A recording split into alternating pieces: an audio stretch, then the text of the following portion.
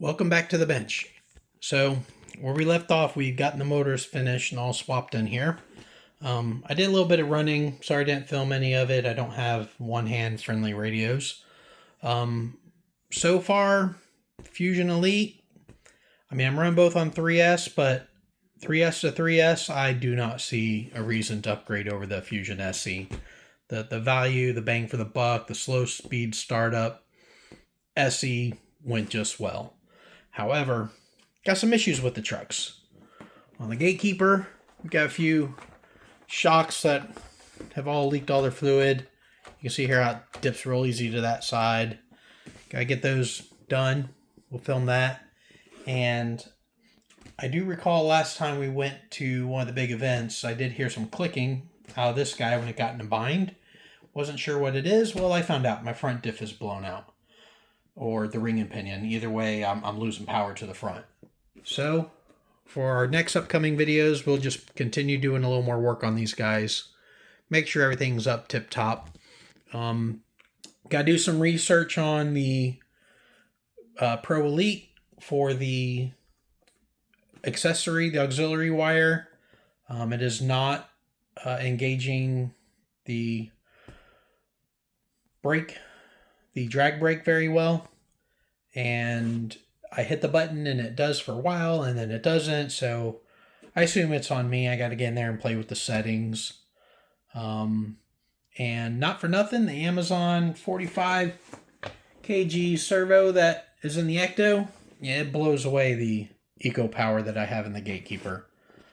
So I'll get some specs on those and show you some in the field. But this servo, this eco power in here, I would not use it for a trail truck at all. It'd be fine in, maybe a short course truck or something, but it isn't even that fast. So I don't know why I would bother getting that. It was kind of what was available. We had burned up the other servo and it was what was available where we were. So we put that in it.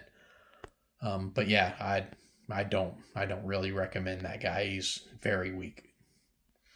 Okay, so we'll start getting these tore apart, film a little more, see what parts we got to get, and I'll be right back.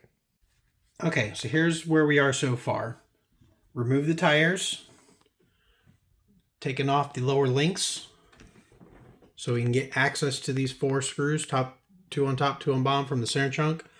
I apologize earlier, I called this a center differential. It is not a differential, but it is a center chunk where the ring and pinion is. These are solid axle lock gears. There's no selectable differential like some of the others. So what we're going to do now is try to separate the center chunk. And what I'm going to do for that is I'm going to take this Allen driver, stick it into one of the screw holes, and just give it a little tap. And you can see it separated there already. Around to the other side. Give it another tap. Interesting. It wants to close back on me. And there we go. I'll get this finish pulled out of here and we'll see what is wrong in this center chunk. Okay, as you can see, we definitely have some bad gears there. Right there's the bad spot. I'll zoom in a little bit more for you. You can see right in there, there is no gear in the middle. So it is clearly time for a new ring gear and a new pinion for that. So we'll get those ordered and we'll come back and put this all together. Okay, as you can see, we got our tore apart. Oh, I did forget, I do have the brass Trio front C-hubs here. I'll get a little strength and weight down low up front, help the front bias, get rid of some play. I put the screws back in there just so I don't lose them. This side, as soon as you unscrew the C-hub, it pulls all the way out.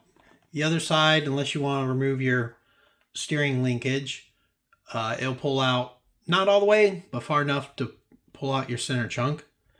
And here is the center chunk. Again, the bad teeth that side, a couple bad spots around there.